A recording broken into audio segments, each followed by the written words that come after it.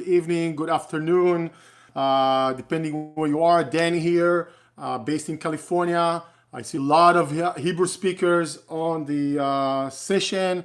I speak in English because this is open to the public. We have people from different backgrounds, different areas, different locations joining us. Hence, and alive and open to the public. And hence we're doing it in English. Hello, Hagai, good to see you. This session, we hold it every Friday at 11 p.m. Pacific time. You are most welcome to join us on the live. You are most welcome to join us on one of the recording session, because once we record it, we post it on a podcast. It also goes on YouTube, so it's right here on Facebook, and it's right here on YouTube, and it's right here on another device being recorded as an audio for the podcast. So once we're done, you can consume, you can get this information on different channels. By all means, the whole point of this session is to engage with you investors, potential investors, get your questions, and maybe help you invest in real estate, whether you do it by yourself or you're going to work with us. That we will obviously like that a lot. I'm Danny, and I've been in real estate investing for many, many years. I've started investing in 2002 while still living in Tel Aviv, Israel.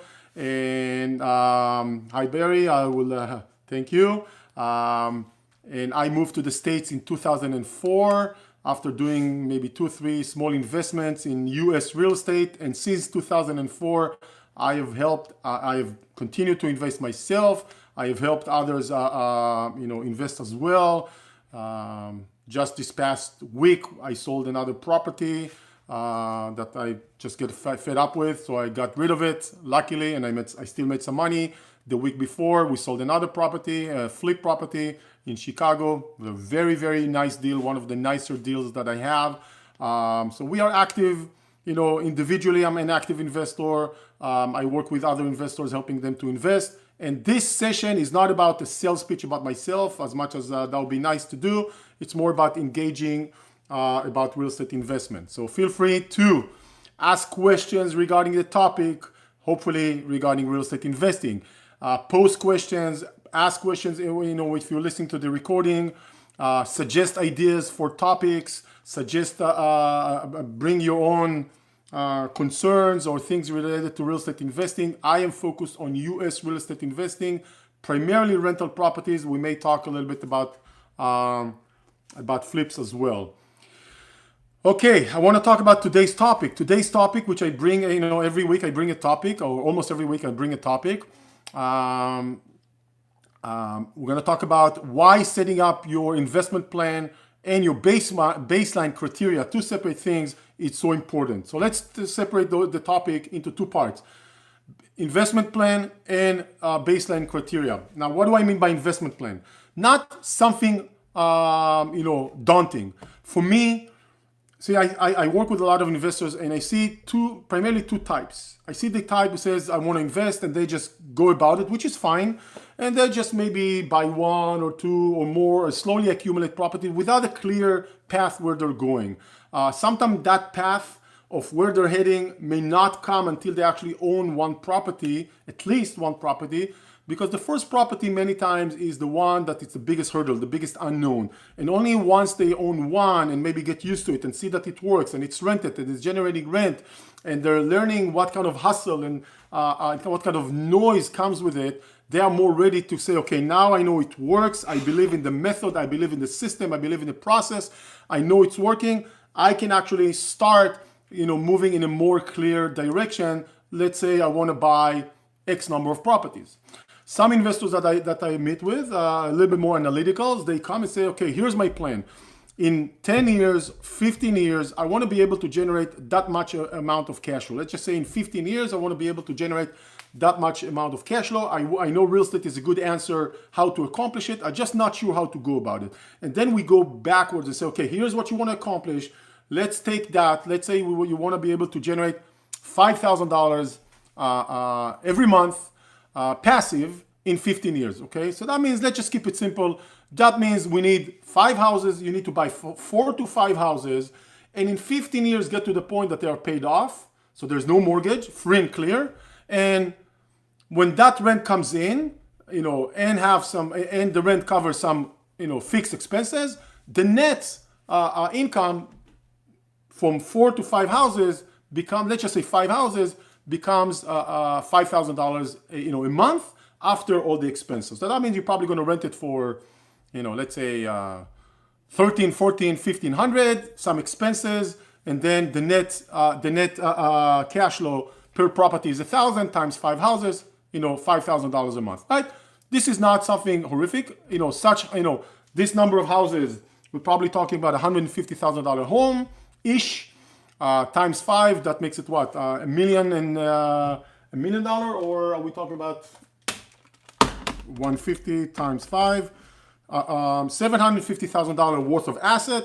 If you don't have the cash to buy, the $750,000 cash, then you're just going to go with a mortgage. We get a mortgage, and then let's just say we need 25% of that. So you need about $200,000 to do that. Even if you don't have that, who says you have to do it all right now, right? You don't have to do it immediately. And you can say, okay, let me start with one, get one, then save up, buy the next one. Thank you, Daniel. Get another one, save up, buy the third, and so on. So even if you can't buy 5 at the moment, then that's fine. Don't worry about it. You can actually build to that point. If you're saying $2,000 is enough for me, maybe 2 properties is enough for you, that's okay too. It's better than nothing, obviously. The whole point, what I'm trying to say is, when you have a clear plan, that's the essence of what I'm trying to say. When you have a clear plan where you're heading, then it will help you stay focused, because there's noise in the system. There are things that are gonna be hurdles. I've been doing real estate for 15, 16 years. Sometimes everything goes pretty much according to the plan. Many times there are things that come up. For example, just now I can tell you that I have one house that I need to replace a septic tank. It's a $15,000 expense on a septic tank, unplanned. I have another roof that I have to replace on another house. The insurance is paying for it. The septic tank will be covered, hopefully half of it, by the insurance. So those are the type of things that come up when you own properties that are unexpected. It's annoying, but you have to see the bigger picture. And to make sure, hang on one second, please. And to make sure that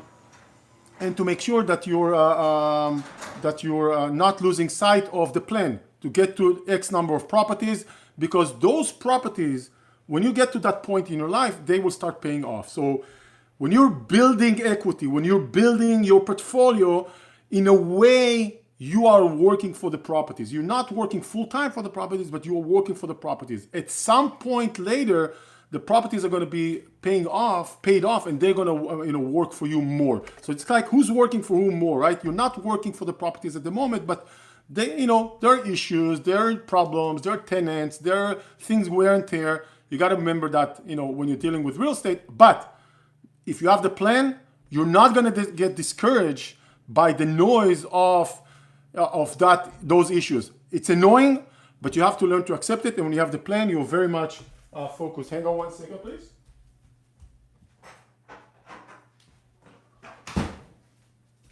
Sorry about that. Just want to make sure I have quiet.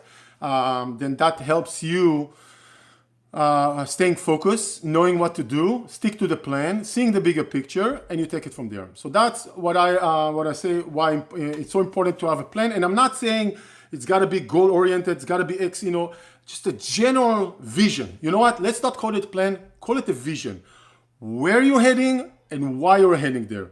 How many properties you need and why. And when you know that, you will very much not get discouraged or distracted by the ongoing aspect of owning real estate. Because you know what, it's not, there is noise in the system, there is trouble, there is not trouble, there is things going on, and you have to have the stamina, you have to have you need to have the resilience to get to the point where you're seeing the bigger picture and not the small details along the way, because they can actually discourage you from moving forward. So that's what I wanted to say about investment plan. Maybe we should call it a vision for yourself, not for your properties. Why you're doing it, what do you need, how many properties you need, and you follow that vision, and start executing according to that vision. So the vision is the direction, execution is the actual type of properties, how many properties, where to buy, and so on and so forth. Okay. If you have any questions regarding this part before we move to the second part, please post them. If you have questions that are not necessarily related to this and they're related to real estate investing, obviously you can post them as well. The second thing I wanted to say is maybe, the next level, if we go from the vision and the execution, it's more related to the execution. Is what I call the baseline criteria. What do I mean by baseline criteria? See, a lot of us, if we don't have the baseline criteria is saying, here is the minimum features or the minimum aspect of a real estate investment that I'm looking for. And when a property matches or exceeds those threshold criteria, it will help me make a decision, should I purchase that property or not. For example, purchase price, type of property, single family home, townhome, condo, whatever, land, bedrooms, bathrooms, minimum number of bedrooms, minimum number of bathrooms, minimum garage if at all, minimum square footage, maybe lot size, year, cash flow, price. See, this is all very trivial for all of us, but most investors don't even take a few minutes and just say, let's create that outline. I want to have those 10, 11, 12, 7 criterias that when I see a property and I can match it with my criteria, I can tell if it matches or not. It's like a little bit of a cheat sheet to help me make the decision, right? To help me have a structure when looking at a property.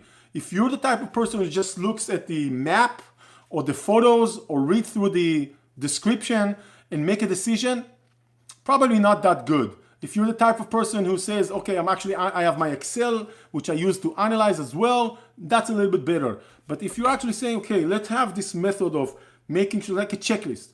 Is the year what I'm looking to have or better? Okay, is the square footage what I'm looking to have or more? Bedrooms, bathrooms, etc. All of those, do they match? And if they don't match, is it still something I should consider or not? For example, let's just say I want to buy something that it's 1980 built and after, and I see a property it's 1978. Obviously, I'm not going to necessarily rule that house completely out unless there are other things that I don't like. For example, if the price is higher than I'm looking for, the schools are not as good as I'm looking for. So maybe if I have multiple small red flags that each one of those red flags do not match my criteria, one such red flag would not be a deal killer, but if I have 3 or 4 of them, I may say, you know what, although everything is not horrifically bad, still combined between 3, 4 red flags that I'm not matching my criteria, let me just push this property off and move on to the next one, okay? So this is what I'm trying to say. When you have your baseline criteria, it's like a little plan. Is the property matching what you're looking for, okay? And you decide what those items are, right? For example, you can say, actually, for me, it's important to know that it's built from a certain, material and the roof is such and such. That's okay. You can decide as many of those as you want, and then try to match each one of them, right? So just keep that in mind. Set it up. Most investors that I've been meeting and knowing over the years don't spend that 5 minutes just to outline it and create that criteria. So I think it's very good if you spend those few minutes, set up your criteria, and then when you start looking at properties, it helps you stay focused, stay in line, stay intact with the decision making. Okay. With that said, that's what I wanted to say about those 2 topics. We talked about the investment plan, the vision, and the execution of it, and then we talked about setting up your baseline criteria and checking every property that you're looking at, against the baseline criteria. I am done for today with what I wanted to cover. I would say short and simple. Hello, Joe. Hi, Afit. Hi, Yuval. Good to see you guys. For those of you who are Hebrew speakers, I speak in English because this is open to the public. So we do have non-Hebrew speakers here as well. I am very much open to questions now if you have. So by all means, send the question, put them on the post. I'll wait for another minute. Usually it takes a little bit while until it kind of shows up.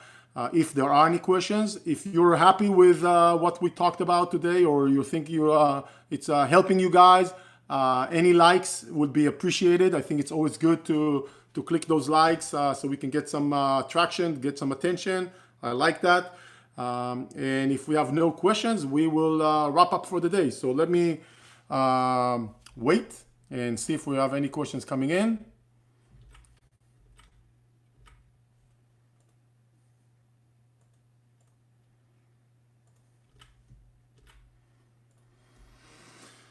Thank you, Kenny. I appreciate it.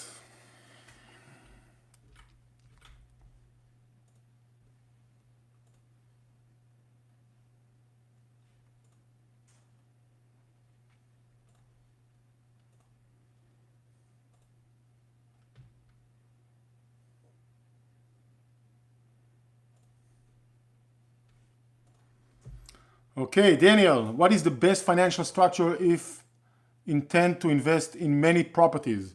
I would say you're probably asking, please clarify if you're saying financial structure, you mean by mortgage versus cash, or do you mean by using it, like an entity? If you can clarify, that would be helpful. Thank you.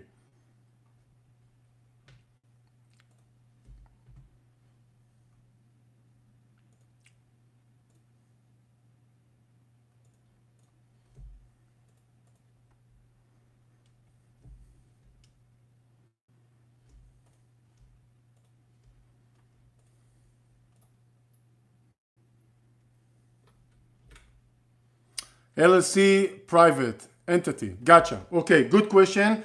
Actually, I had several conversations this week about this aspect. So I'm going to tell you, Daniel, I'm going to tell you what I think based on my experience, and it's not a clear-cut answer. So a couple of things here. So I think we have a session, I think even on YouTube, a whole detailed session about to LLC or not to LLC, and I think there's a lot of misunderstanding or misinterpretation of that aspect out there. So a couple of things about that. Let me start by saying that a lot of attorneys go out and speak about this topic, which I am not one of them. So this is not going to be advice what to do by all means. They talk about you always have to own real estate through an entity because it will give you the asset protection you're looking for. And you know what? I would agree with that. There's truth to it. I am not disputing that at all. The problem is when you buy residential rental properties with a mortgage, the mortgage lender in 99% of the time will not lend to an entity, only to an individual. So here you are, you set up this nice LLC in some, this state or another state, and then you go out to buy properties and you actually go with your entity, LLC or another entity, and to qualify for a loan. In that case, the lender will say, no loan to you, okay? And you may be able to find a lender that will lend to your loan, but the terms will be not as even closely good to the one that you can get on your own. So right there, inherently, we have a problem, okay? How do we deal with that problem? There are a couple of ways. First of all, if you're buying cash, no mortgage, you can buy however you want, entity or not. So that's one option. If you're buying cash and you plan to have a refinance in the future, then you definitely need to give it some time and some thoughts, okay? Because that will be a problem. Some people, what they do, and I don't know if it's right or wrong, and there's a little bit mechanic, they buy under their own name with a mortgage and then transfer title to the entity. And when they do that, they are not always aware that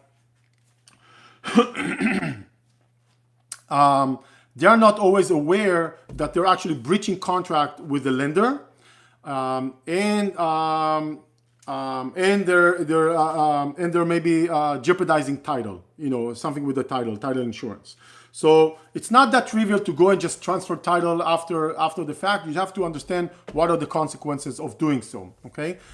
Now, if you're doing a flip, if you're doing cash, if you're doing commercial, then probably using an entity would be easy. If you're using hard money loans or private money, using entity would probably be easy and doable, and not something that prevent you from doing it. Traditional conventional mortgages, which are usually the best terms you can probably get, they won't let you use entity. So it's got to be under your own name. Now, when you own under your own name and you're concerned about liability or some of those things like asset protection, remember you have insurance on the property, or you should have insurance. You may have an umbrella insurance on the top of that. Be one of those owners that take care of their properties and not neglecting. So when something happens, you can actually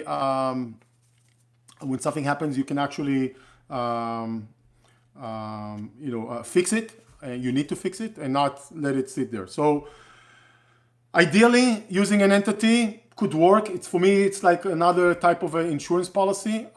In reality, it's more challenging to use, and it's not not a black and white kind of answer. That's I hope that answers what you wanted to know with your first question. The second thing is there a limit to the number of mortgages a private person can get? Well, yes and no.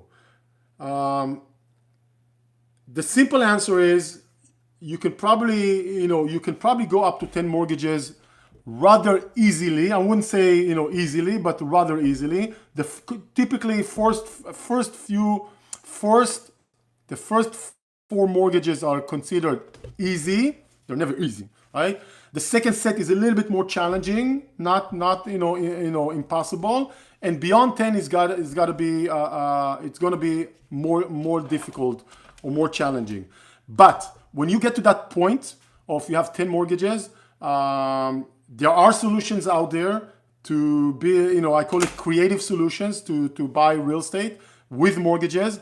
It's not as easy as the first 10, but it's doable. And when we work with our investors, we try to set them up in a way that will make it as easy as possible for them to get as many mortgages as they can and not get stuck on the first few. There are a few things we suggest to our investors to do in order to delay the day of those challenging mortgages. But the important thing is that you need to understand there are ways to go around it. There are ways you can do when you get to 10 mortgages, what you can do beyond that. It's challenging, but doable.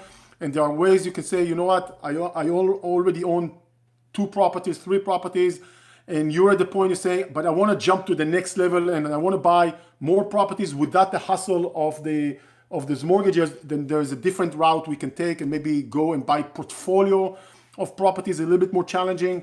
Normally the beginner is not comfortable with tackling the portfolio first, but only after they bought 1 or 2 properties, and they got used to see how everything operates and say, okay, now I'm ready to go after buying a portfolio. So there are ways to go around it. Sooner or later, we can tackle those ways. We work with our investors, the more advanced ones, the more experienced ones, how to overcome those challenges.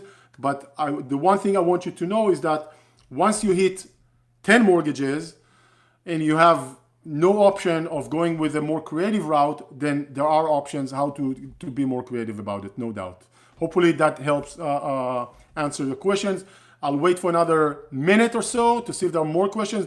Great question, Daniel. I really appreciate it. And if we see that there are more, I'll address them, of course. And if not, we're gonna wrap it for today.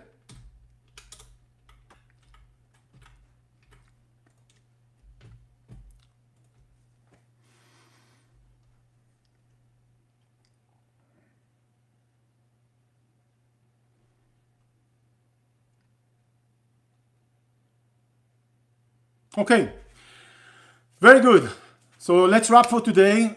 We talked about investment plan or a vision. We talked about setting up your own investment criteria as a baseline to compare every property you're looking at. And we also talked about using entities, the challenges of using entities, and the number of mortgages one can have. So we covered quite a lot. I really want to thank Daniel for the two great questions. I want to thank you for spending your Friday morning, afternoon, evening with me. And with that said, I want to wish you happy rest of your day. Have a great weekend.